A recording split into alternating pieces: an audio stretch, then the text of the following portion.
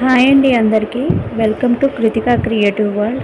అలాగే ప్రతి ఒక్క మదర్కి హ్యాపీ మదర్స్ డే అండి. ఈ మదర్ డేకి నేను మా మదర్కి చేసిన గిఫ్ట్ అండి ఇది.